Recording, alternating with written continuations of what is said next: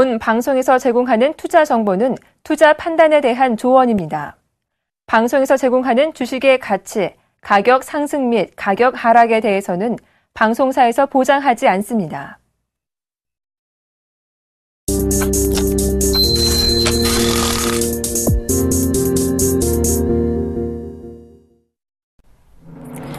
시청자 여러분 안녕하십니까. 출발 증시와이드 2부의 김동현입니다. 전일 코스피 지수는 미국 및 유럽 증시 상승에도 불구하고 지지부진한 공방 끝에 약보합으로 마감했습니다.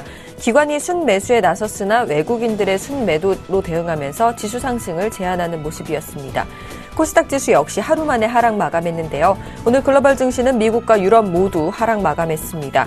한 주를 마감하는 금요일 우리 증시 좀 힘을 내줬으면 하는 바람인데요. 오늘도 저희 출발 증시와이드와 함께 하시면서 시장에 맞는 대응 전략 세워보시면 좋을 것 같습니다. 출발 증시와이드 2부 먼저 준비된 주요 코너들부터 함께 살펴보시죠.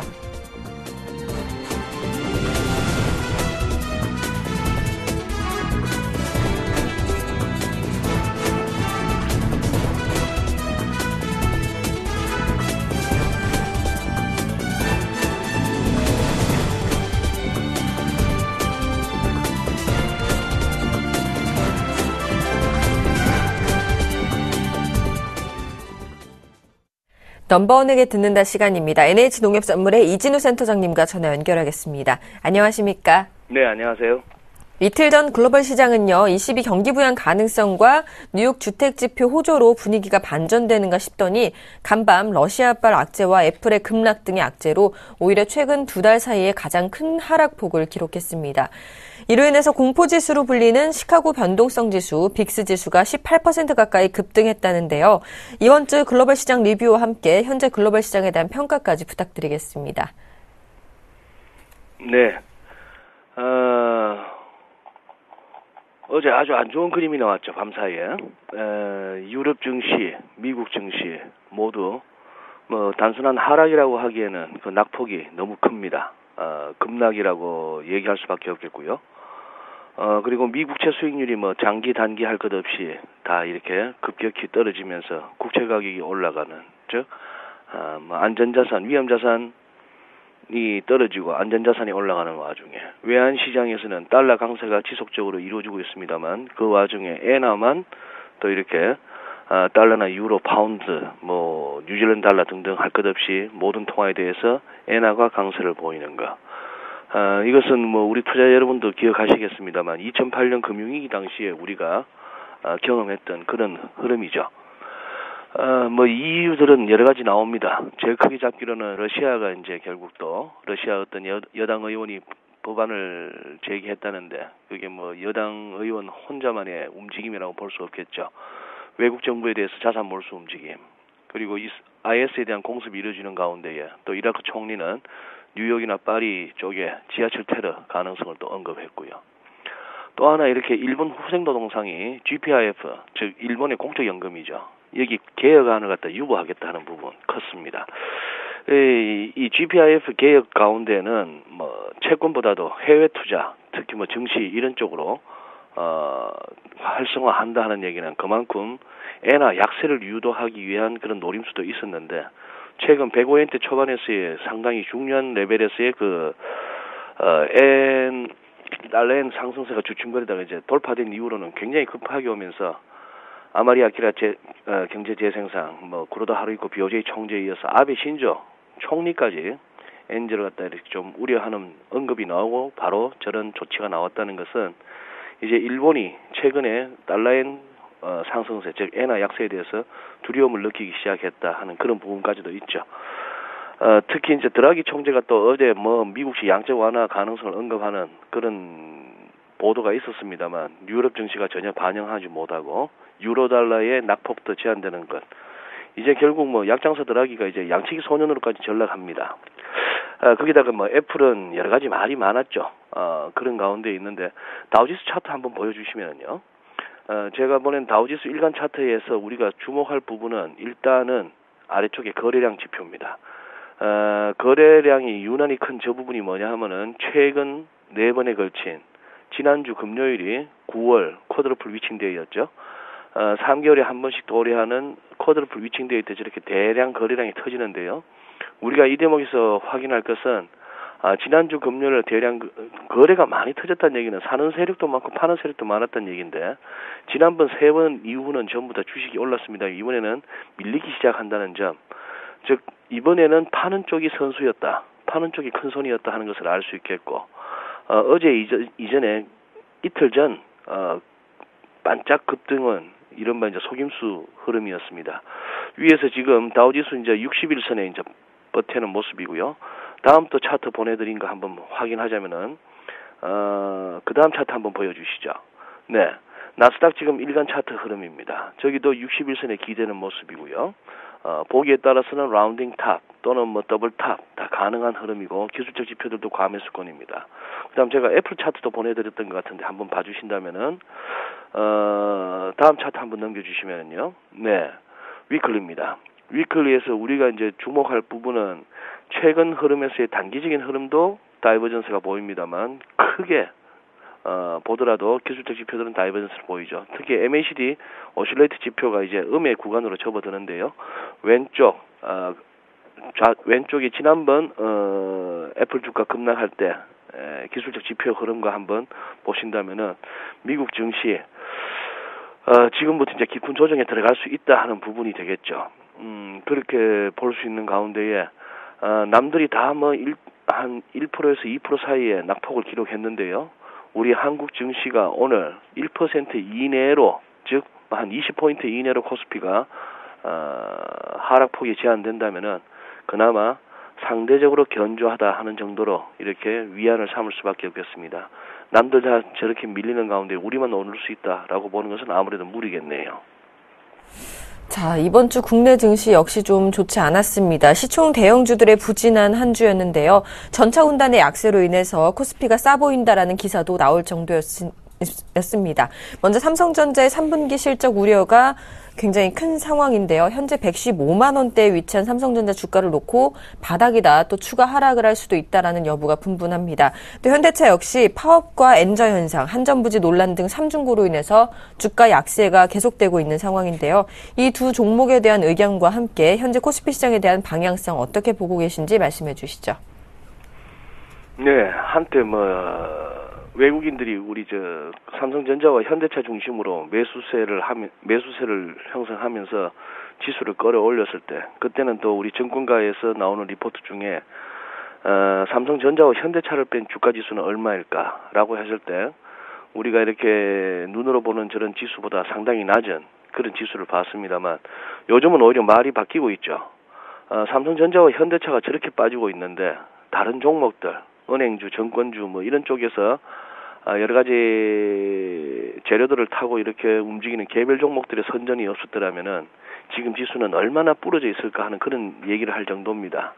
또 일각에서는 그렇게까지 얘기하죠. 삼성전자와 현대차 주가가 저렇게 부진한데 우리 코스피가 아직도 2천을 유지하는 거 보면은 그나마 최경환 노믹스, 초이노믹스의 덕분이냐 이렇게도까지 얘기하는 부분이 있는데요. 삼성전자나 현대차의 주가 향방에 대해서 제가 그렇게 전망할 만한 어떤 능력도 안 되고 그런 입장도 아니고요. 지금 바깥에 지금 우리가 현재 주목할 것은 해외 증시, 글로벌 시장과 우리가 동떨어져 갈 수는 없다 하는 부분이거든요. 지금 김동영 앵커께서 질문하신 내용과는 동떨어진 내용인지는 모르겠습니다만 지금 우리가 주목해야 될 부분은 외환시장입니다. 제가 보낸 달러 인덱스 차트 한번 먼저 보여주신다면은 달러 인덱스 같은 경우에는 아무래도 유로화 비중이 56% 이상을 차지하고 선진 6개국이니까 자 지금 주간 차트가 나오는데요. 지금 저 캔들 하나하나가 일주일간의 움직임이라면 이번 주까지 상승 마감으로 결국 11주 연속 상승입니다. 이거는 1967년 이후 처음인데요. 그러니까 폴 볼커가 연준 의장을 할 당시에 80년대 초반 공격적인 금리 인상을 통해서 달러 강세를 유도할 때 그때보다도 지금 11주 연속 상승이라는 것은 볼커 때보다도 더하다 하는 그런 의미가 되겠고 혹시 월간 차트가 제가 지금 보내드렸는지 모르겠습니다. 월간 차트도 띄울 수 있다면 화면에 한번 보신다면은 우리 시청자 여러분께서 지금 주목하셔야 될 부분은 달러가 심상치 않다는 얘기입니다.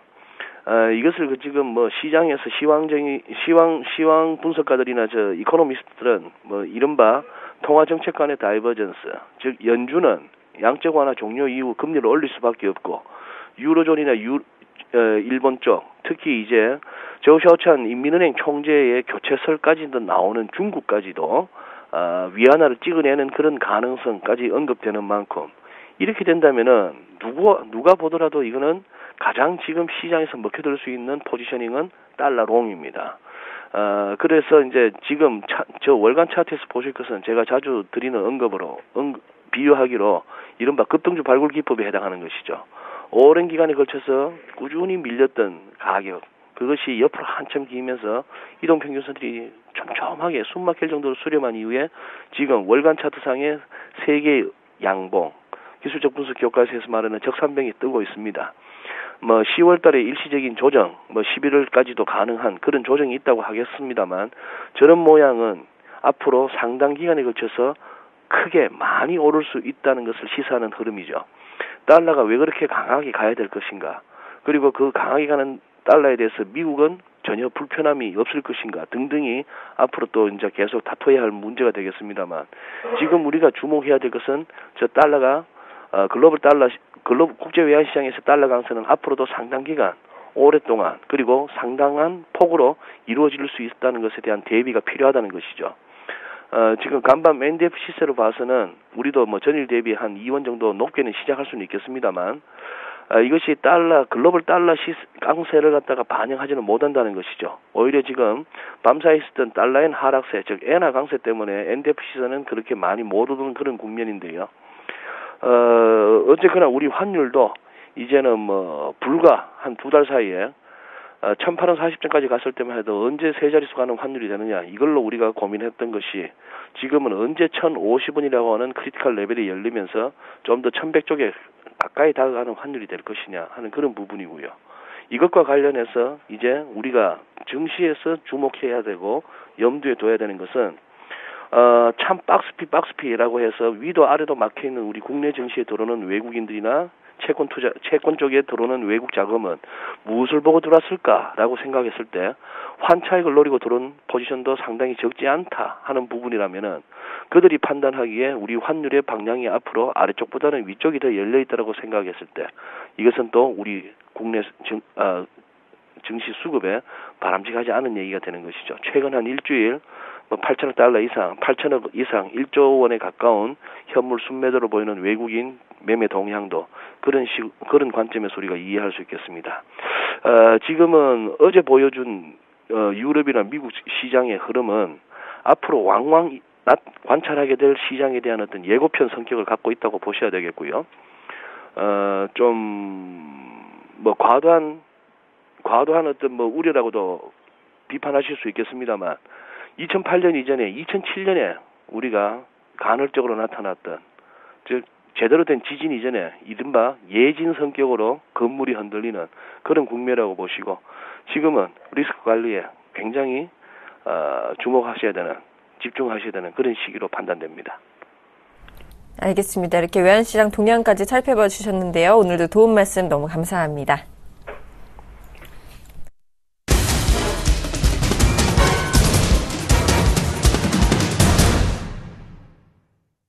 시초가 공략주를 알아보는 시간이죠. 이상로의 한방 시작하겠습니다. 샘플러스 이상로 멘토와 함께하겠습니다. 어서 오세요. 네, 반갑습니다. 이상로입니다. 네, 반갑습니다. 지난주 화요일 관심주였던 제일기획이요. 현재 매수가 근처에 아직 머물고 있어서 이번 승률은 무승부가 되셨습니다. 따라서 전체 승률은 24승 23무 11패가 되셨는데요. 제일기획 앞으로 어떻게 될까요? 네, 일단 시장이 참 쉽지 답답하죠. 않네요. 네. 네. 우리가 흔히 이런 시장을 보고 스트레스 테스트를 지속한다라는 말을 많이 합니다. 그래서 그것도 이제 상방으로 인한 부분은 우리가 희망 고문이죠.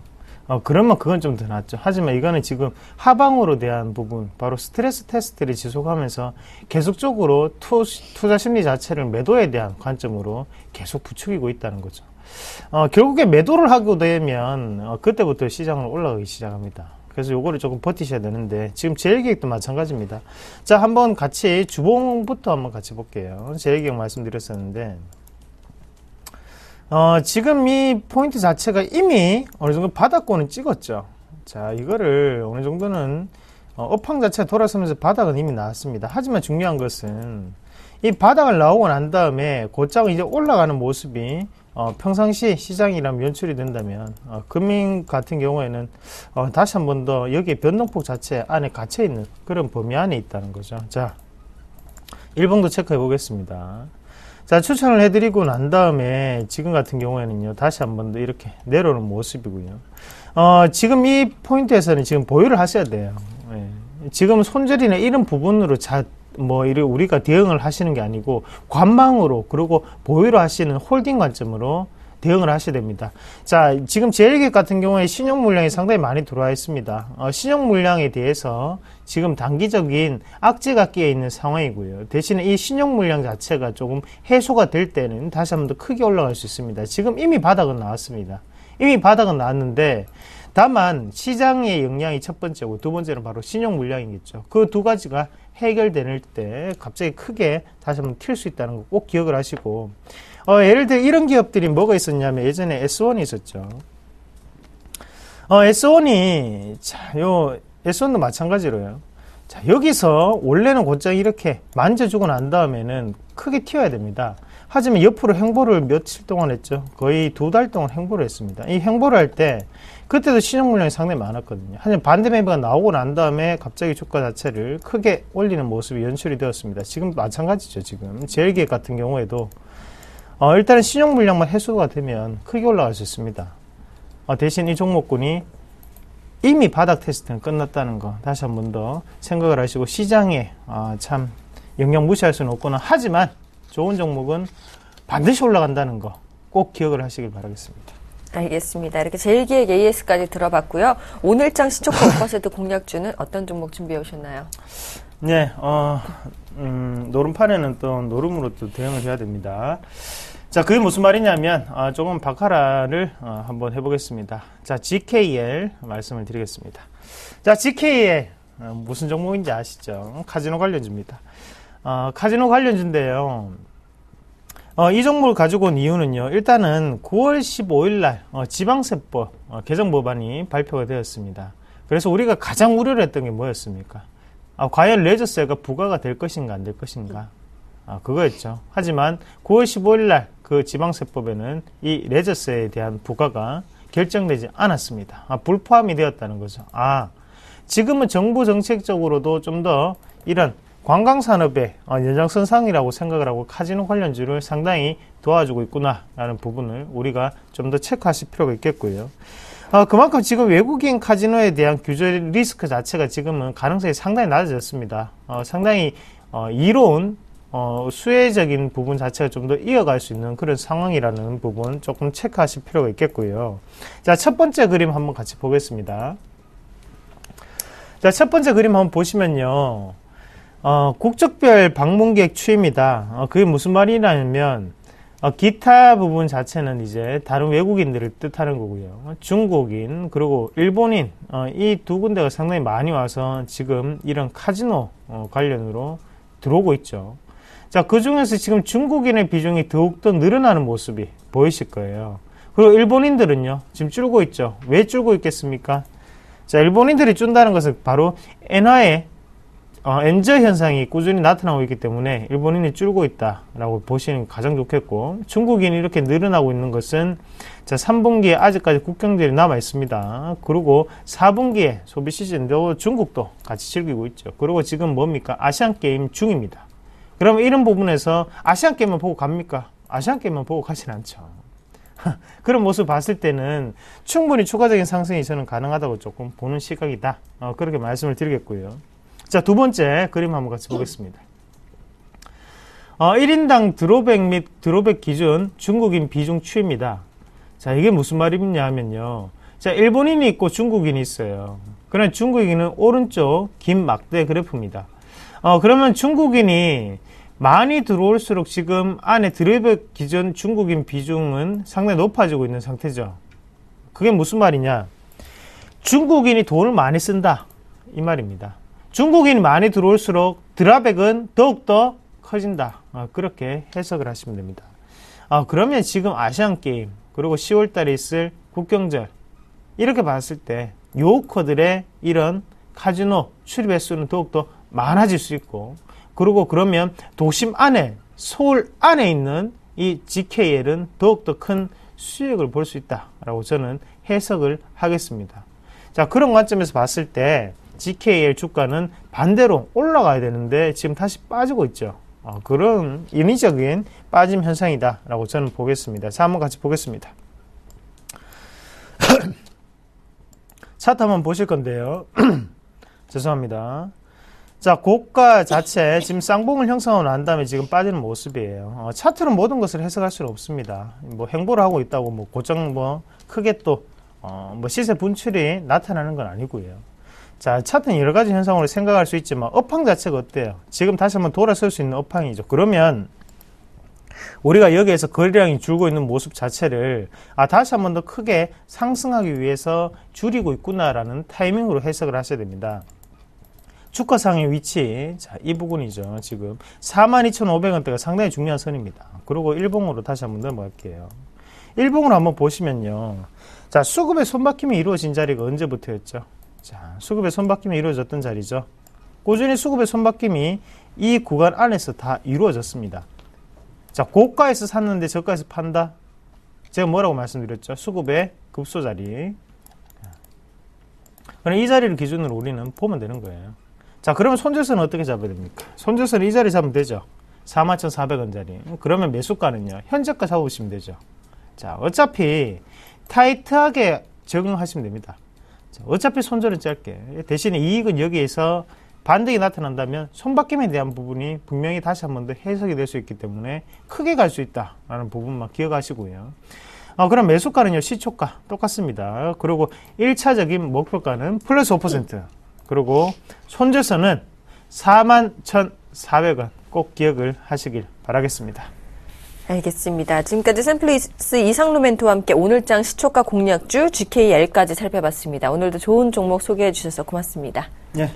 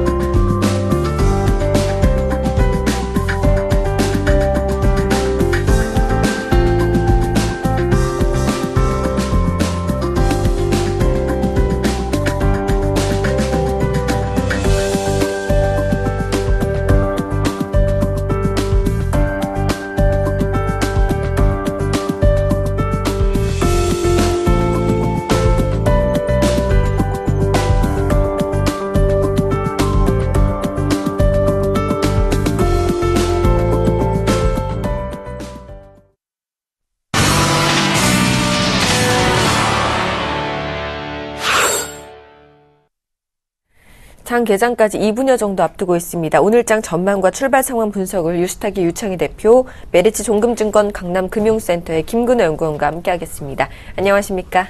네, 안녕하십니까? 자, 먼저 유창희 대표님께서 오늘장 어떻게 예상하시는지 말씀해 주시죠. 아무래도 이제 전날 미국 증시가 거의 뭐 한 1.6%대 최근 들어서 몇 달 내에 최대 낙폭이 아닌가 생각을 좀 하고 있는데요. 그러다 보니까 우리나라 증시도 그 영향을 좀 벗어나기 힘들지 않나 생각 좀 하고 있습니다. 시장 자체가 한 0.67% 정도 하락 조정하고 나오고 예상이 되고 있는데, 일단 전체적으로 조금 중립적인 입장이 좀 더 필요하다. 외국인 수급이 전체적으로 좀 좋지 못한 모습을 띠고 있고요. 시장도 지지 라인에서 지지를 할지 안 할지 좀 더 지켜봐야 되는 부분들이기 때문에 그 부분 좀 봐야 된다 생각 좀 하고 있고요. 코스닥 시장도 고점에서의 어저께도 올라가지 못하고 결국 하락전했던 부분들, 일단 전체적인 보수적인 관점, 코스피 코스닥 필요한 하루가 아닐까 생각을 좀 하고 있습니다.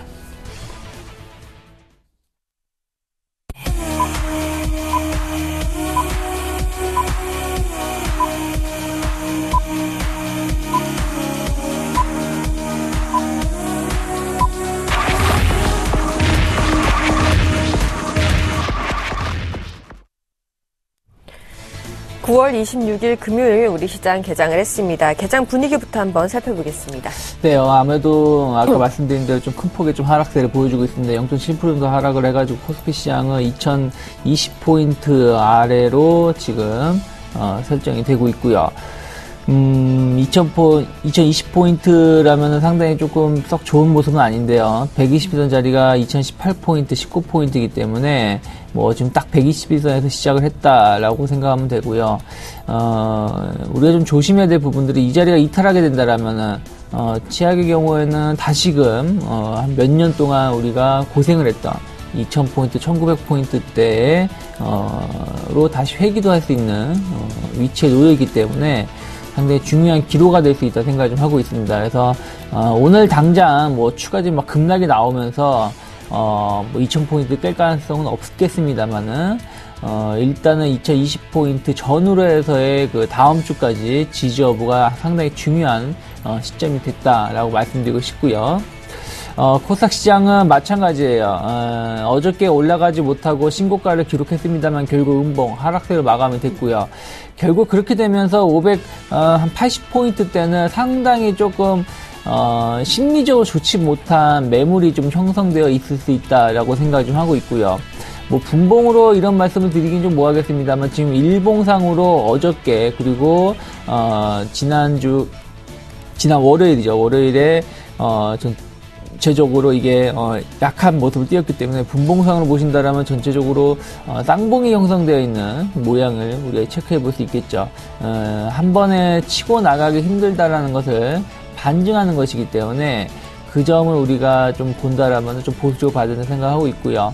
21선 자리에서 시작을 했는데요. 만약 570포인트 초반이 지지가 안 된다라면은 다음 주에 코스닥은 오히려 코스피보다 더 많이 빠질 수도 있다. 한 560포인트 때까지는 조정이 한번 나올 수 있는 구간이기 때문에 일단 오늘의 지지 여부 좀 체크해봐야 되지 않을까, 봐야 되지 않을까 생각하고 있습니다. 네, 우리 시장 오늘 양시장 모두 하락 출발하는 모습인데요. 일본 증시 출발 상황도 살펴보도록 하겠습니다. 일본 증시는요, 1.75% 하락한 16,087.95포인트로 출발하는 모습입니다. 우리 증시 시총 상위 종목군들의 흐름 체크해보겠습니다. 모두 하락세를 보이고 있습니다. 삼성전자 오늘 소폭 하락 출발하고 있고요. 현대차는 오늘도 1.58%나 하락 출발하고 있습니다. SK하이닉스 역시 소폭 하락 출발하고 있고요. 한국전력도 오늘은 약세를 보이고 있습니다. 포스코와 현대모비스는 각각 1% 넘는 하락세로 출발하고 있습니다. 신한지주도 1% 넘는 하락세로 출발하는 모습이고요. SK텔레콤은 소폭 하락 출발하고 있습니다. 기아차 역시 1% 가까운 하락세로 출발하고 있고요. 삼성생명도 소폭 하락 출발하고 있습니다.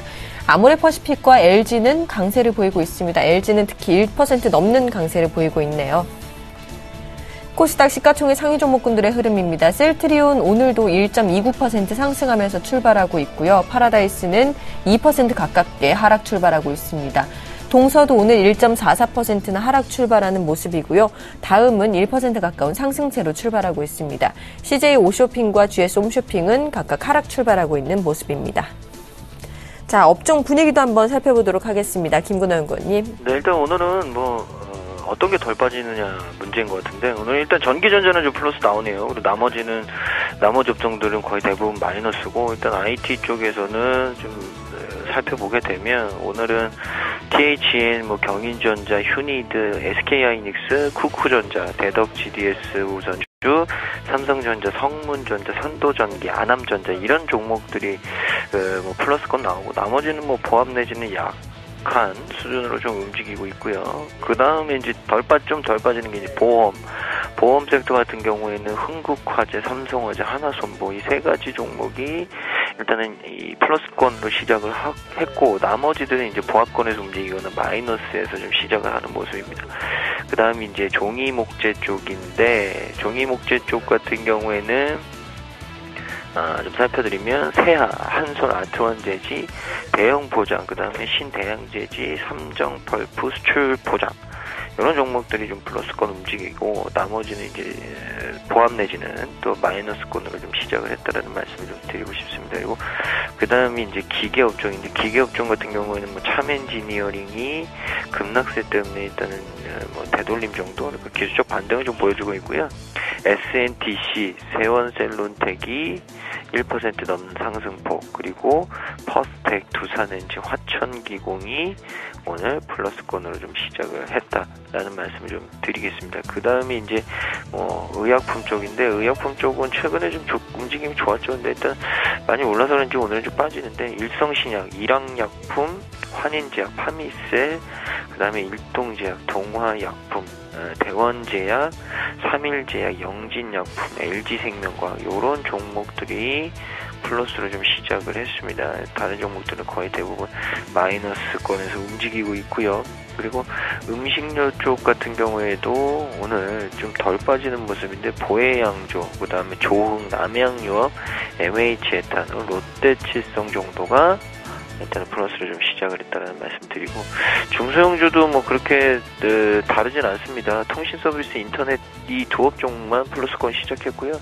나머지는 마이너스권에서 움직이는데, 통신 서비스 같은 경우에는 KLnet, 그리고 한국정보통신, SK 브로드밴드 이 세 종목만 플러스로 시작을 하고, 나머지 종목들을 마이너스권으로 좀 시작을 했습니다. 그리고 인터넷 같은 경우에는 KTH, SK컴즈, 다음 이 세 가지 종목만 플러스권에서 가격 시작을 보여줬고요.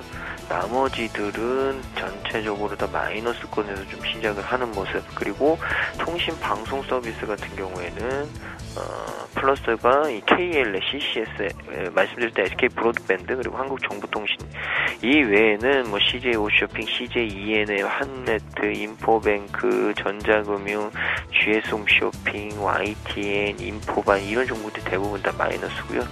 소프트웨어 쪽은 뭐 플러스도 있고 좀 마이너스도 있는데, 일단 한국정보인증이 7% 넘는 상승세, KG 이니시스가 또 5% 넘는 상승폭을 좀 보여줍니다. 그리고 SGA 디오텍이 2%가 넘는 상승폭 가져가고 있고요. 그 뒤로 이제 한국전자인증, 아프리카 TV, 투비소프트, KG 모빌리언스, C큐브, 이루원, 유비벨록스, 네이블, G3BNT 이런 종목들이 플러스로 좀 시작을 했다라는 말씀을 드리겠습니다.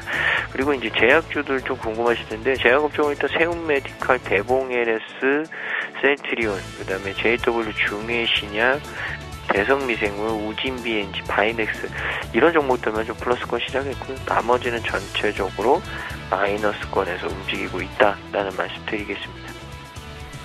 네, 이렇게 업종 분위기 살펴봤고요. 시장 수급 분위기도 살펴보도록 하겠습니다. 자, 수급 역시 좋지 않은 모습이죠. 양시장 모두 좀 매도세가 크네요. 네, 수급이 전체적으로 좋지 못하고 있는데, 그래도 우리가 지수에 대비해서는 그래도 나은 편이다. 최근에 아침에 보여준 수급보다는 좀 개선되려고 하는 모습이 좀 보여주고 있지 않나 생각을 좀 하고 있는데요.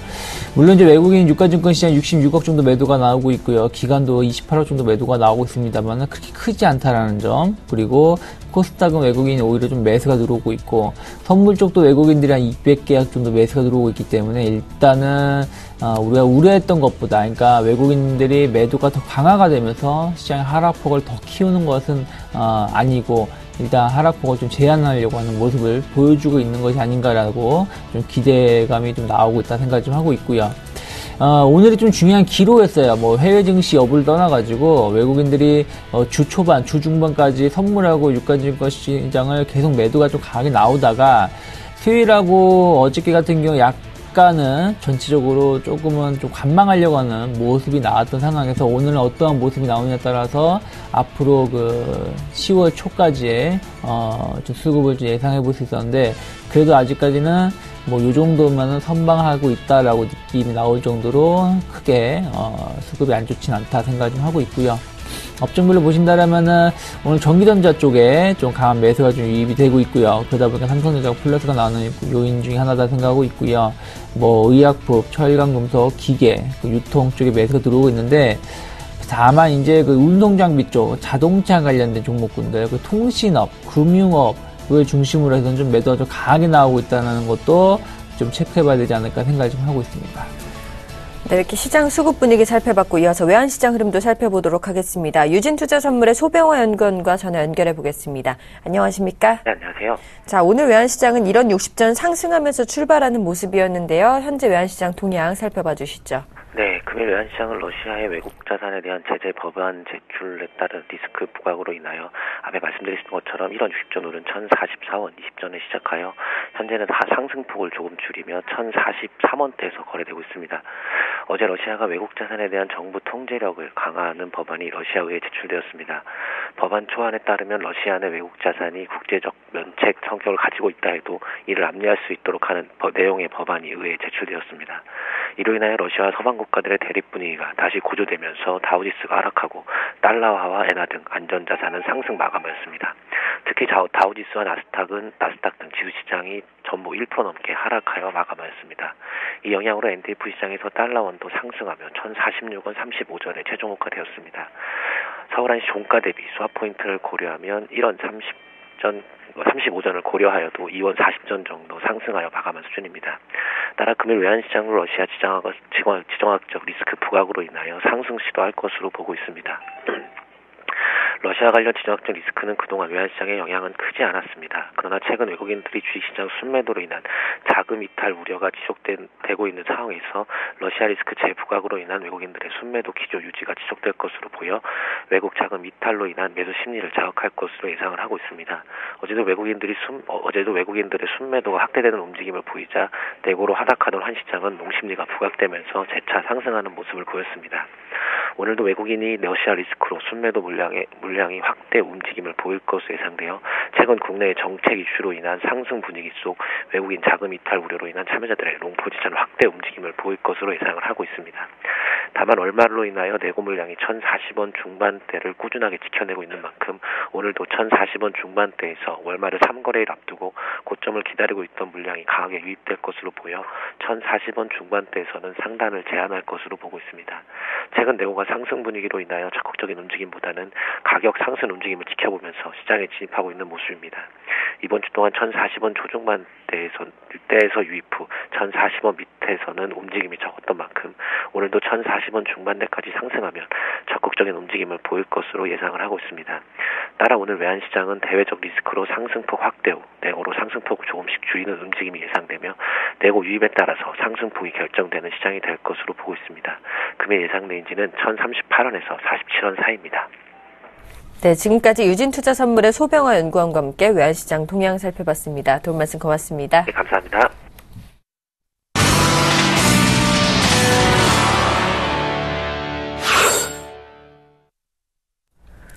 오늘의 돌발 종목입니다. 세 종목 먼저 살펴보겠습니다. 첫 번째로는 현대차입니다.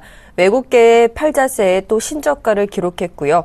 음원주들은요, 밀크 파동의 2거래일째 약세를 보이고 있습니다. 소리바다만 유일하게 강세를 보이고 있습니다. KG 이니시스는 카드 정보를 직접 저장하는 간편 결제 기대감에 역시 강세를 보이고 있는데요. 세 종목 살펴봐 주시죠. 네, 자동차는 또 오늘 특히나 현대차 같은 경우는 또 안 좋네요. 52주 신저가 나왔는데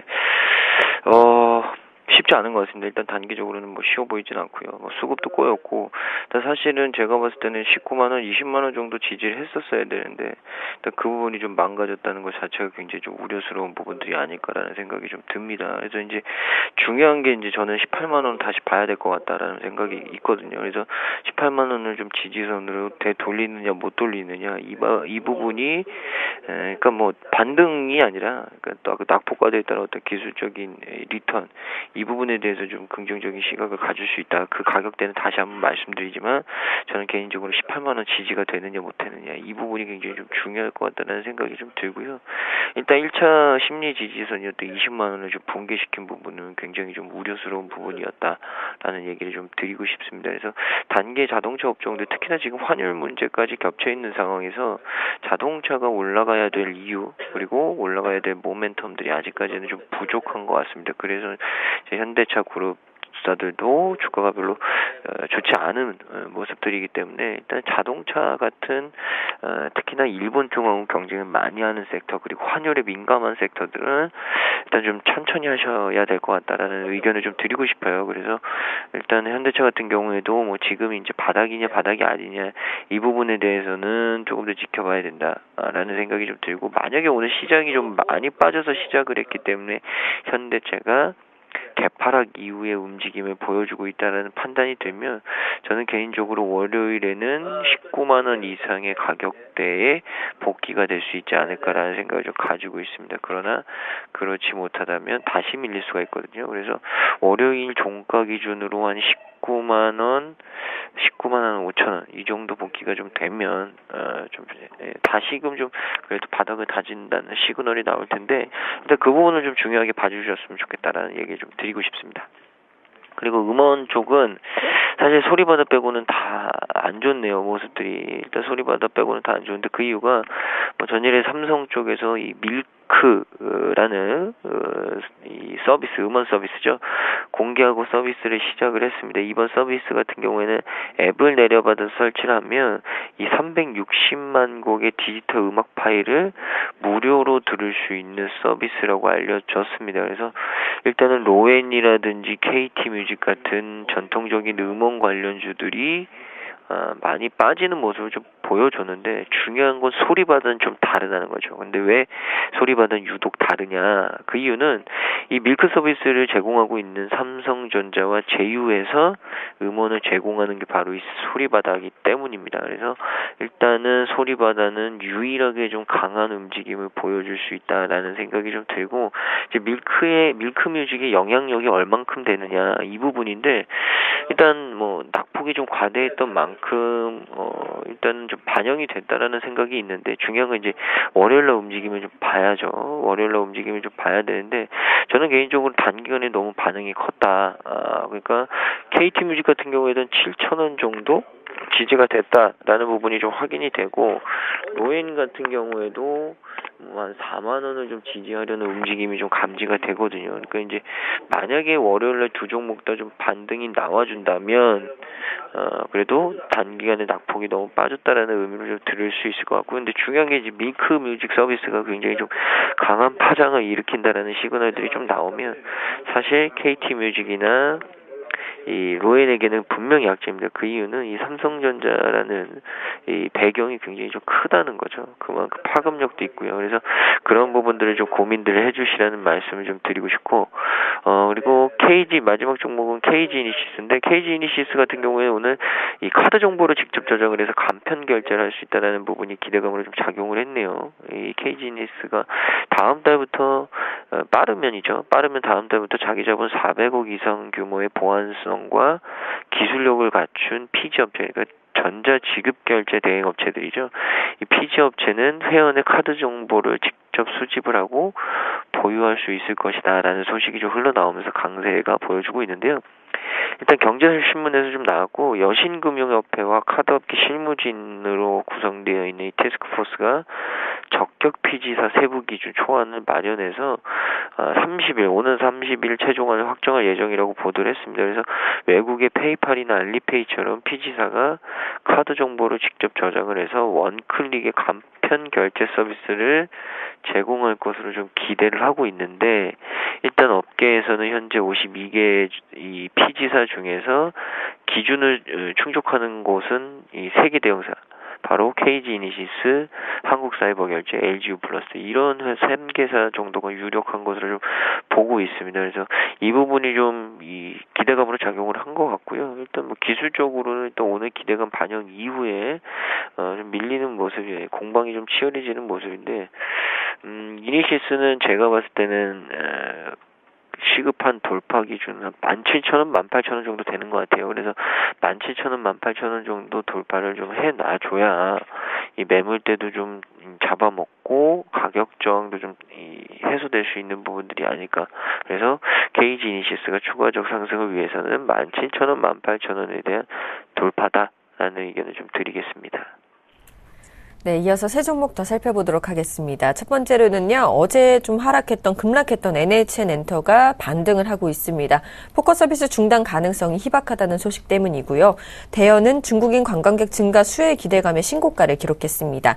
국제 DY는 32억 원 규모 공사 계약 체결에 상승세를 보이고 있는데요. 세 종목 살펴봐 주시죠. 네, 일단은 에너지 엔터테인먼트가 좀 한 2%, 3% 내외로 좀 올라오고 있는데요. 어저께 이제 그저께죠. 그저께 이제 웹보드 게임에 대한 규제 얘기가 좀 나왔었죠.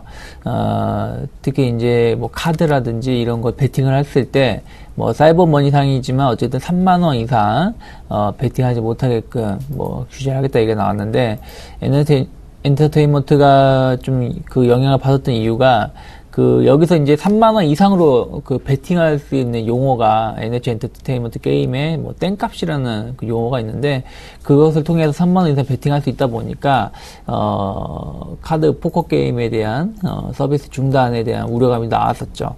전체적으로 NH 엔터테인먼트의 웹보드 시장, 이쪽에 이용객은 한 1,000만 명 가까이 된다고 하고 있고요. 매출액은 거의 2천억 전후로 보여주고 있기 때문에 만약에 이게 뭐 이용이 안 된다라면은 상당히 매출에 타격을 입을 수 있다라는 분석이 나왔었다라는 거. 하지만 뭐 땡값이라는 것으로 인해서 3만이 넘어가는 부분들은 뭐 자율적으로 조절이 좀 가능할 수 있을 거라 생각을 좀 하고 있고요. 물론 이제 이 카드 게임이라든지 이런 부분들, 뭐 어쨌든 이제 약간 도박성 있는 게임들인데 이런 건 베팅이 높아질수록 아무래도 이제 흥분감이라든지 재미를 더 할 수가 있겠죠. 근데 그런 부분들이 금액이 줄어든다라면은 아무래도 이런 재미감이 좀 떨어지기 때문에 이용률은 좀 떨어질 수 있겠습니다만은 완전 전면적인 금지가 나올 가능성은 적다라고 생각 좀 하고 있습니다. 그렇기 때문에 어저께 혹은 이틀 동안 주가 하락이 좀 과도했다 생각을 좀 하고 있고요. 이틀만 한 10% 정도 하락을 했기 때문에 그런 불확실성 해소 기대감으로 좀 올라오고 있습니다만은 어쨌든 단기적으로 좀 이틀 동안 낙폭이 좀 컸다라는 거. 그리고 뭐 한국사이버결제를 인수하면서 어떤 기대감이 있었던 상황이었던 상황에서 매물이 좀 쏟아진 것이기 때문에 앞으로 우리가 봐야 될 부분들은 한 8만 원 정도 혹은 7만 9천 원 돌파 안착 여부를 확인하셔야 된다 생각하고 있습니다. 그 자리가 안착이 된다라면 충분히 다시금 8만 3, 4천 원 올라갈 수 있겠습니다만은 만약에 그게 아니라 그러면은 당분간 지금 가격대에서 조금 더 지지부진한 모습을 보이면서 수렴을 할 가능성이 높다라는 거 참고하실 필요가 있다고 생각하고 있고요. 대연이 이제 중국 관광객에 대한 기대감으로 좀 올라오고 있습니다. 중국인들이 이제 중국 인바운드에 대한 기대감이 있다라는 것인데 아무래도 이제 관광객들이 우리나라에 와서 백화점에서 쇼핑을 하고 했을 때 대연이 이제 가지고 있는 업체에 가서 매출 쇼핑을 하게 늘어날 가능성이 높고 또 관련된 제품이 판매가 될 수 있다라는 기대감이 작용한 것 같습니다. 특히 이제 다음 주부터 중국인들이 많이 좀 유입을 하는 부분들이 있는데, 글쎄요, 주가는 어느 정도 선 반영되었다 생각하고 있습니다. 8월 초부터, 중순부터, 보신다라면 1,900원, 1,800원 했던 주가가 2,000원, 3,000원대까지 올라왔다는 얘기는, 여기서 더 치고 나가긴 쉽지 않다라는 거 좀 체크를 하셨으면 좋겠고요. 이미 주가가, 한 50% 올랐기 때문에 매출이면 50%, 60% 이상 늘어나지 않는 한 좀 제한적일 수밖에 없다 생각하고 있기 때문에 3,000원에 대한 저항대 좀 확인이 필요하지 않을까 생각하고 있고요. 국대 DY가, 신일 3일 산업이네요. 3일 산업으로부터 오피스텔 관련된 공사를 수주해가지고, 올라오고 있는데요. 공사 금액은 32억 5천만 원이고요. 최근 매출 대비해서 23%를 차지하고 있다라는 뉴스가 나오면서 강하게 올라오고 있는데요. 글쎄, 요걸 가지고 얼마나 주가가 올라갈지는 좀 확인이 필요하지 않을까 생각을 좀 하고 있습니다. 전체적으로 100원대에 있는 종목이고요. 32억이란 매출이 적은 건 아니겠습니다만은, 그것이 이 회사의 전체적인 사업 구조를 완전히 획기적으로 변화시킬 만한 매출은 아니지 않을까 생각하고 있고요. 여전히 좀 적자에 대한 부담감, 이런 걸 봤을 때, 최근에 좀 올라오고 있는 부분들이 이 뉴스만으로 올라가는 것이냐, 그건 아니라고 생각하고 있습니다. 그렇기 때문에 무리하게 추격 매수하기에는 좀 부담이 될 수 있다는 거 상기하셔야 되지 않을까 생각하고 있습니다. 알겠습니다. 이어서 세 종목 더 살펴보도록 하겠습니다. 정유주들이요, 유가 하락에 따른 실적 악화 전망에 약세를 보이고 있고요. 대원전선은 대표의 지분 매각 소식에 역시 약세를 보이고 있습니다. 디오텍은 힘스 인터내셔널을 인수한다는 소식에 강세를 보이고 있는데요. 세 종목 살펴봐 주시죠. 네, SK 이노베이션, S51, GS 일단 정유주들이 국제유가 하락에 따른 실적 악화 전망 이런 부분들 때문에 또 한번 주가에 충격을 좀 받는데 일단 증권사 한 군데서 이 유가 하락으로 인한 적자를 피할 수 없게 됐다. 3분기 영업 손실 그리고 순손실 이런 부분에 대해서 S-오일에 대한 전망이 좀 나왔고요. 그리고 전체적으로 이슈는 두바이 기준 유가가 전분기 대비해서 좀 하락을 하면서 전체적으로 좀 실적이 악화에 대한 압박 받을 수 있을 것이다. 그리고 특히 S-오일 같은 경우에는 선입선출법이라고 해서 먼저 매입한 재고 자산이 먼저 판매되는 거를 이 선입선출법이라고 하는데 이 영향으로 정유 부문 쪽에 영업 손실이 좀 다른 동종업계에 있는 회사보다 적자폭이 클 것이다라는 예상이 좀 나오고 있죠. 그리고 SK이노베이션에 대해서도 3분기 영업이익이 굉장히 좀 많이 줄어들 것이다. 순이익도 굉장히 좀 많이 줄어들 것이다. 그래서 목표가를 좀 하향한다.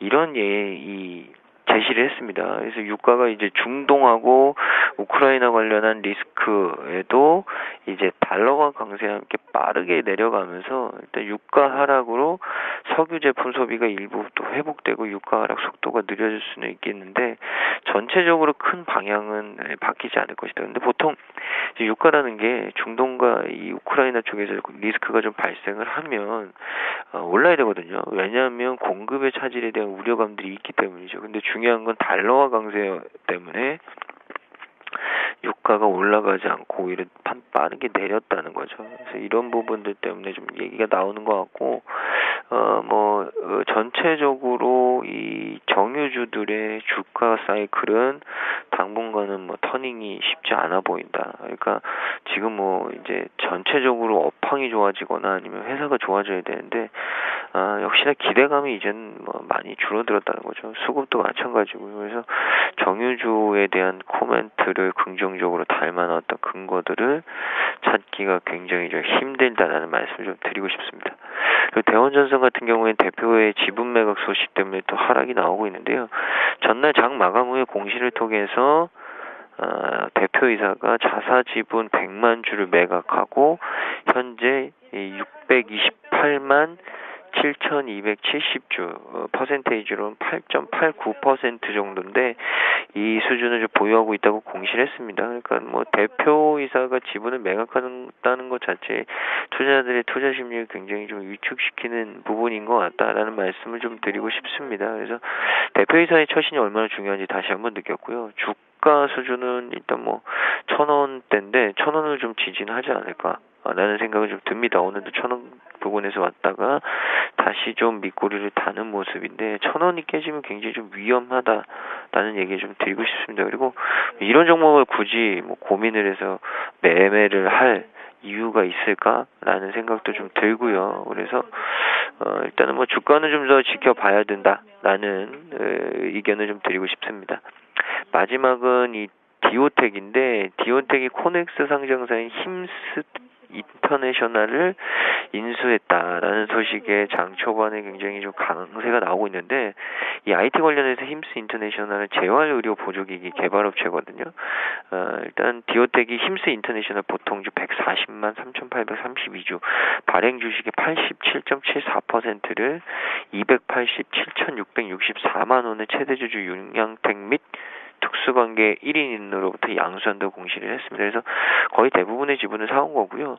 힘스 인터내셔널 인수와 경영권 확보를 통해서 사업 자체의 어떤 다각화 그리고 디오텍이 풀어야만 했던 숙제인 신규 성장 동력 마련 이 부분을 좀 이룩해낸 것 아닌가. 그래서 투자자들이 좀 긍정적인 어떤 반응을 좀 보여주는 것 같습니다. 그래서 기존의 이 스마트폰 등의 모바일에 적용하고 있는 음성 기술이라든지 OCR 그리고 이 휴먼 컴퓨터 인터페이스라고 하는 HCI 기술을 힘스 인터내셔널의 장애인용 의료보조기기 등에 적용을 하겠다. 이런 취지고요.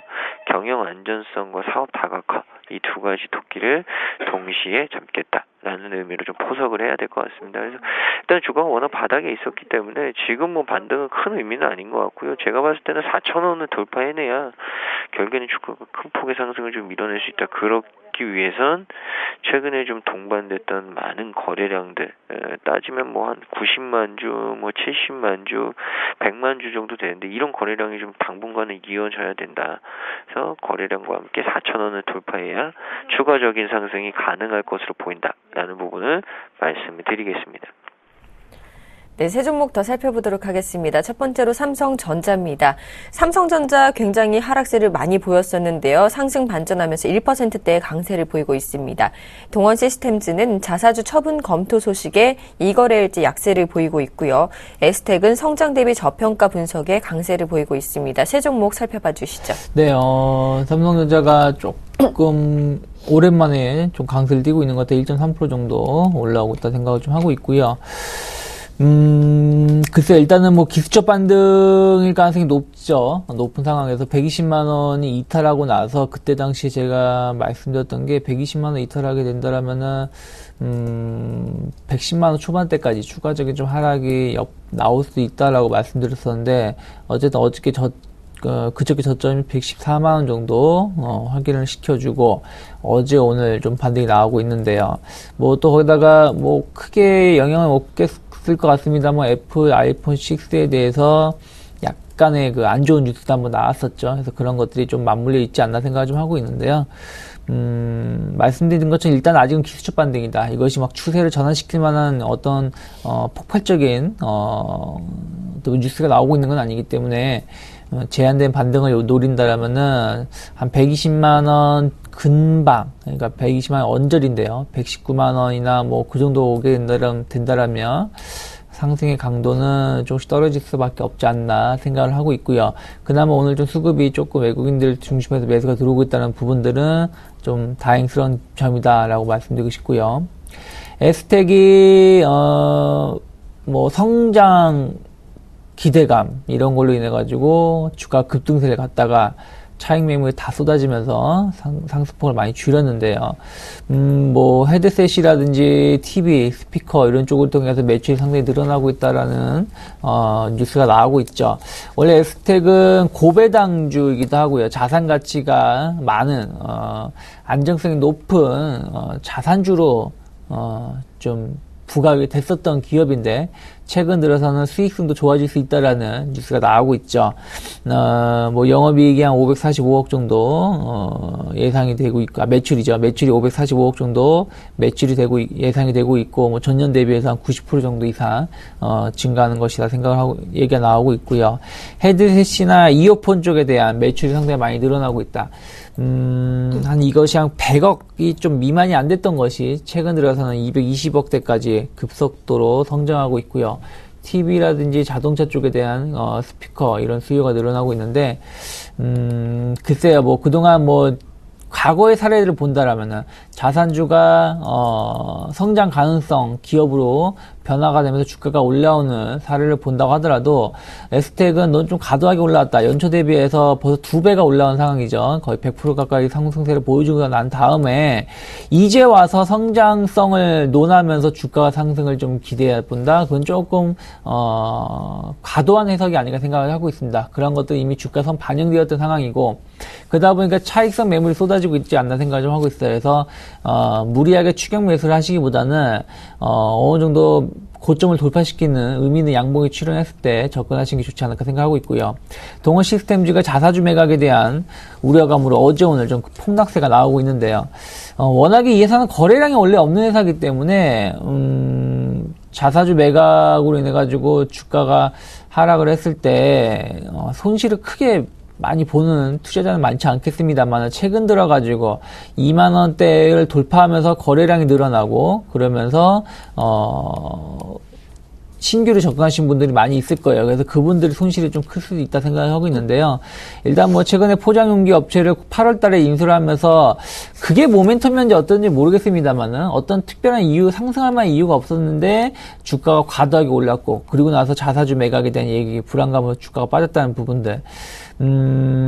글쎄 조금 더 확인이 필요하겠습니다만은 21,000원 정도 오늘 혹은 다음 주까지 지켜져야 된다고 생각하고 있고요. 이 자리가 지켜지지 못한다라면은 결국엔 다시 한 18,000원대로 회귀할 가능성이 높은데 먼저 자사주를 처분을 한 건 아니죠. 처분 검토라는 것이기 때문에 만약에 뭐 3만원에서 계속 유지가 된다라면은 팔아가지고 어떤 뭐 거래량이라든지 이런 부분들을 늘릴 수 있겠습니다만은 굳이 18,000원대로 떨어졌을 때 자사주 매각이 단행이 될 수 있는지 여부는 좀 확인이 필요하다. 그래서 자사주 매각은 그렇게 좋은 뉴스는 아니라 생각하고 있고요. 그리고 워낙에 거래량이 없는 회사이기 때문에 거기에 따른 리스크 관리는 앞으로 좀 꾸준하게 진행하셔야 되지 않을까 생각을 하고 있습니다. 네, 지금까지 유스탁의 유창희 대표, 메리츠 종금증권 강남금융센터의 김근호 연구원과 함께 오늘장 특징주 분석해봤습니다. 오늘도 좋은 분석 감사합니다. 감사합니다. 고맙습니다.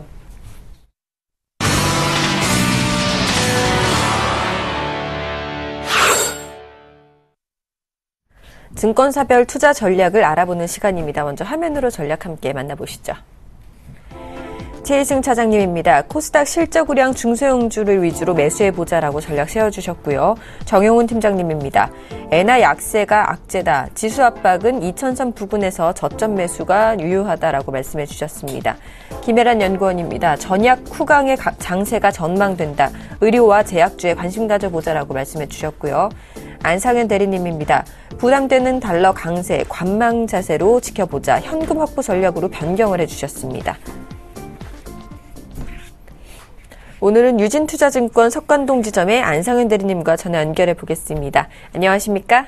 네, 안녕하십니까? 자, 부담되는 달러 강세 관망 자세를 현금 확보 전략으로 변경해 주셨는데요. 자세한 전략 세워주시죠. 예, 우선 오늘 코스피가 MSCI도 마이너스 1.8% 하락을 했고요. 야간 선물도 0.69% 하락을 하면서 금일 하락이 좀 불가피할 것으로 좀 예상이 되고요.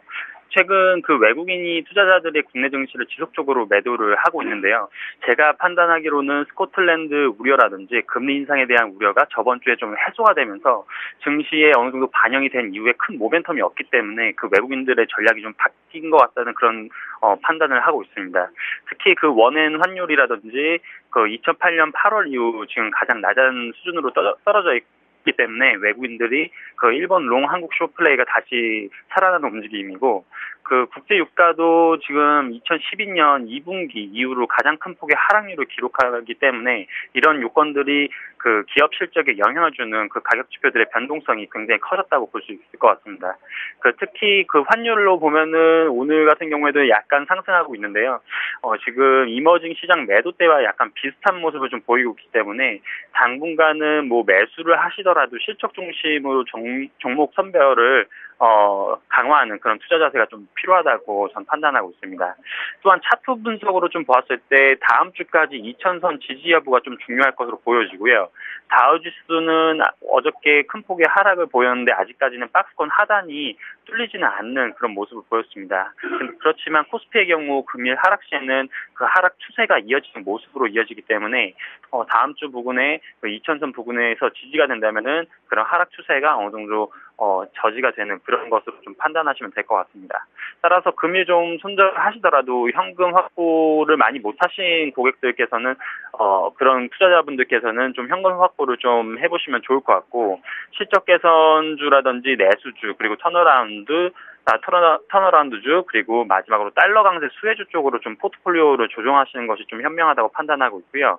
추천 포트폴리오가 저번 주에 그 섬유 의복 그리고 기계 운송 배당주 증권건설 뭐 이렇게 제가 추천을 드렸었는데 전부 다 좀 비중 축소를 말씀을 드리고 싶습니다. 왜냐하면은 뭐 추천드렸던 그런 포트폴리오가 굉장히 좀 강한 상승을 보였다는 것도 좀 있을 것 같고, 뭐 증권건설 같은 경우에는 좀 요즘 최근에 살짝 다시 반등은 했지만 아직 약한 모습이기 때문에 오늘 제가 생각하기에는 전장이 지금 시작하고서 별로 그렇게 큰 폭의 하락을 보이지 않았기 때문에 오히려 저는 뭐 장 후반으로 갈수록 약간 더 강한 매도가 나오지 않을까 그렇게 판단을 하고 있기 때문에 지금이 어떻게 보면 약간 현금 비중을 좀 확보할 수 있는 그런 시간이 아닐까 판단하고 있고요. 뭐 제가 아까 말씀드렸던 그 달러 강세 포트폴리오를 좀 늘려보시려면은 뭐 3위각기 정도 추천을 드립니다. 2분기 때 3위각기가 그 달러의 환 손실이 있었기 때문에 굉장히 큰 폭의 하락을 했다가 지금 최근에 상승을 하고 있는데요. 이런 환율이 상승함에 따라서 3분기에는 그런 그 환 손실이 다시 환 수익으로 잡힐 수가 있기 때문에 눈여겨볼 만하다고 판단하고 있습니다. 네, 지금까지 유진투자증권 석관동 지점의 안상현 대리님과 함께 오늘장 핵심 전략 세워봤습니다. 오늘 전략 감사합니다. 감사합니다.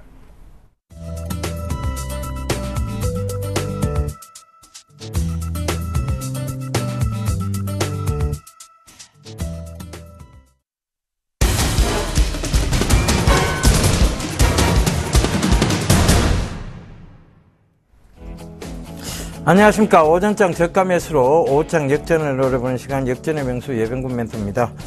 자, 장 출발한 지가 조금 한 30분 정도 지난데요. 시장은 좀 낙폭을 축소하고 있는 모습입니다. 전일 우크라이나 사태와 그다음에 그 시리아죠. IS 쪽에서 이슬람 국가 쪽에서 미국과 프랑스를 상대로 이제 테러를 하겠다, 뭐 이런 얘기들이 시장에 돌면서 전일 미증시가 좀 급락을 했고, 거기에 따른 이제 우리 선물도, 야간 선물도 좀 크게 하락을 했었습니다. 그래서 오늘 좀 하락은 좀 불가피해 보였는데요. 그나마 좀 다행인 것은 애플에 바로 우려가 있었죠. 아이폰 6. 바로 아이폰 6가 새로운 OS 쪽에서 어떤 문제가 발생을 하면서 애플 아이폰 6의 판매량이 조금 떨어지지 않겠느냐라는 그런 부분들이 반영이 되면서 지금 금일 삼성전자가 조금 강하게 한 1%대 이상 오르고 있고요. 그 점을 좀 참고하셨으면 좋겠습니다. 자, 그래서 시장이 좀 낙폭을 많이 지금 축소를 하고 있다는 거 좀 참고를 하시고요. 결국은 또다시 저점 테스트를 계속 하고 있는 듯한 그런 모습을 보이고 있습니다. 자, 지난 종목들을 좀 살펴보면서 말씀드리도록 하겠습니다. 자, 오늘 전체적으로 보면 다 하락이에요. 근데 SK 하이닉스가 조금 강하게 지금 올라오고 있는 모습이죠. 그래, 전자 쪽으로 지금 좀 강한 모습이고, SK CNC가 계속해서 연일 좀 신고가의 모습들을 좀 만들어 나가고 있는 모습입니다. 그래서 이 부분 좀 참고가 됐으면 좋겠고요. 전체적으로 보면 오늘 시장은 전반적인 하락세를 면치 못하고 있습니다. 소리바다 혼자 독야청청하고 있죠. 자, 소리바다에서 지금 새로운 음원 서비스에 대한 부분들, 밀크라는 부분이죠. 그 밀크라는 부분이 바로 어떤 이 호재성으로 작용을 하면서 지금 수익률은 거의 이제 90%대 가까이 육박을 하고 있습니다. 그래서 이 부분도 좀 참고를 해보신다면, 자, 한 해 제가 얼마만큼 어떤 종목에 집중해서 어떤 수익률을 기록할 것인가에 대한 부분, 제가 분명히 여러분들께 참고하시라고 얘기를 드렸습니다. 그래서 이 소리바다, 지금 사실상 다른 종목 떨어진 거라면 조금 우울해해야 되는데, 소리바다 때문에 사실은 조금 기쁜 날을 보내고 있습니다. 그래서 그 점 좀 참고해 보시고요. 자, 전체적으로 보면 시장은 계속 지금 좀 하락 쪽이죠. 그래서 지금 하락 쪽에서 좀 낙폭을 어느 정도까지 회복하느냐가 이제 관건이 될 수 있을 것 같습니다. 자, 이번 주 월요일 날이었죠. 제가 기획 3,000포인트 시대에, 자, 9월 저점 스트레스 테스트가 계속 지속이 될 것이다라는 얘기 했습니다. 9월 한 달 동안은 지금 이제 얼마 남지 않았죠. 9월까지는 이 저점에 대한 스트레스 테스트가 계속 지속될 전망이라는 얘기도 해드렸고, 이번 주 G2에 대한 경제지표, 대다수 컨센서스를 상회한다고 그랬는데요. 미국과 중국 쪽에서. 근데 중국발에서 조금 안 좋았어요. 그래서 중국발 악재가 조금 있었습니다. 그리고 돌발 악재의 변수, 이런 불확실성이 종료가 됐다고 했는데, 갑자기 또 우크라이나 악재가 또 한번 불거지고 있습니다. 그런데 전면전은 사실 불가합니다. 그들도 기득권을 가지고 있기 때문에 그 부분 좀 참고해 보셨으면 좋겠습니다.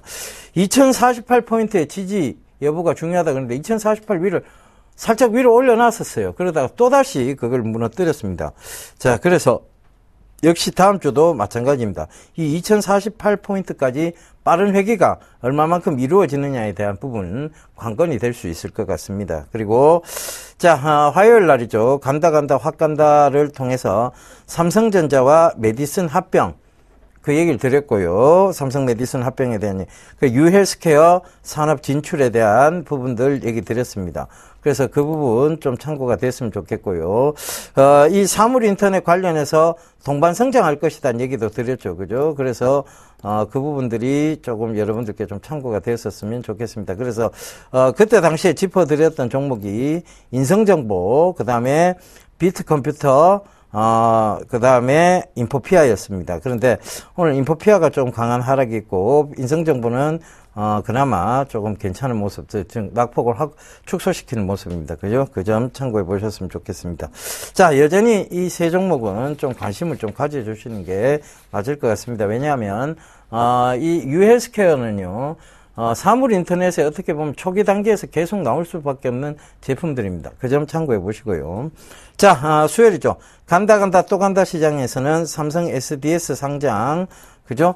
이 SDS 상장에 이길 결정이 된다. 그러니까 6월 25일 날 결정이 됐는데 어제 예비 심사를 통과를 했습니다. 삼성 SDS가. 그래서 패스트 트랙에 대한 결정 여부가 나오는데 그 지배구조 개편에서 관련해 볼 필요가 있다. 즉, 삼성 SDS의 지분을 갖고 있는 회사, 삼성물산이라든가, 그 다음에, 크레듀라든가, 이런 종목들 보셔야 된다고. 삼성물산이 전일 좀 많이 올랐어요. 그죠? 한 6%대 오르고, 지금 크레듀가 조금 급락이 좀 나오고 있습니다. 그래서 그 부분도 좀 참고를 해보셔야 되겠는데, 크레듀가 그래도 조금 낙폭을, 축소를 하네요. 그죠? 그리고 휘닉스 홀딩스. 자, 여전히 지지대 부근에 있고요. 휘닉스 소재 역시 마찬가지입니다. 급등한 이후에 조정과 더불어서 지지대 부근을 명확히 하고 있는 입장입니다. 그죠? 그 점 참고해 보셨으면 좋겠고. 자, 그 다음, 어제죠. 이제 목요일날 간다, 새로 간다. 이 부분에서는 GCF 관련을 좀 말씀을 드렸습니다. 그래서 이 GCF 관련주, 바로, GCF가, 그린, 클라이밋, 펀드라고 해서 녹색 기후 연금이죠. 관련 탄소 배출권 재조명해 봐야 된다. 그 점 말씀드릴게요. 세계적으로 관심이 지금 지속되고 있다.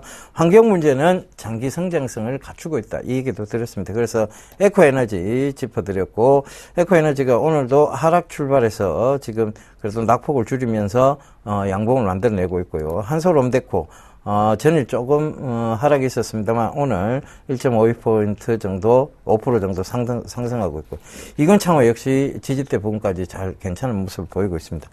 자, 이런 새로운 종목군들 여러분들께서 많이 좀 관심을 가지시고, 또 지나간 종목군들에서 수익 실현을 하실 때, 자, 이렇게 강하게 올라오는, 제가 말씀드렸죠. 결국은 종목에서 집중해서 어떤 종목을 계속 사모아가는 전략. 그래서 그 종목이 결국은 이렇게 소리바다처럼 강하게 올라오게 되면 그것이 70%, 80% 혹은 90%대의 수익률을 기록하게 된다면 한 해 수익률을 어느 정도 장담하고 갈 수 있다는 얘기도 드렸습니다. 그러니까 그 점 꼭 좀 참고하시고요.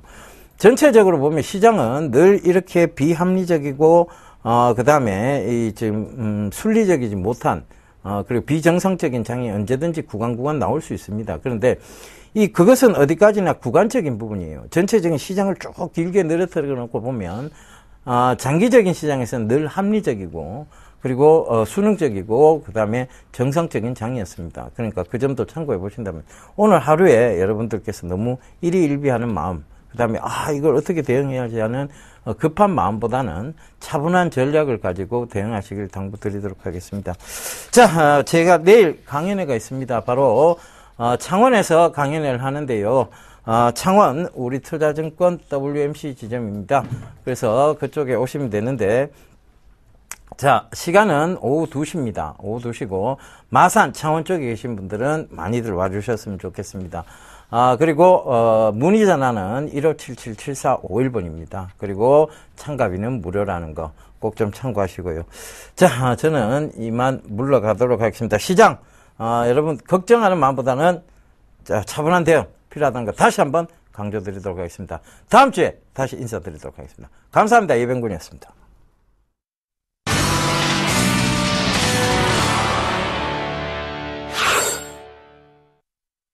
우리 증시 현재 2024포인트에서 거래가 되고 있습니다. 코스닥 지수는 575포인트에서 거래가 되고 있습니다. 이번 주 이상루 멘토님의 무료 강연회가 있습니다. 2014년 9월 28일 일요일 오후 1시부터 진행이 되는데요. 오목교역 우리투자증권 목동지점에서 참가비는 없습니다. 현장 접수하시면 되고요. 문의 전화는 1577-7451번으로 전화 주시면 됩니다. 출발 증시와이드 오늘 준비한 소식은 여기까지입니다. 시청해주신 여러분 감사합니다.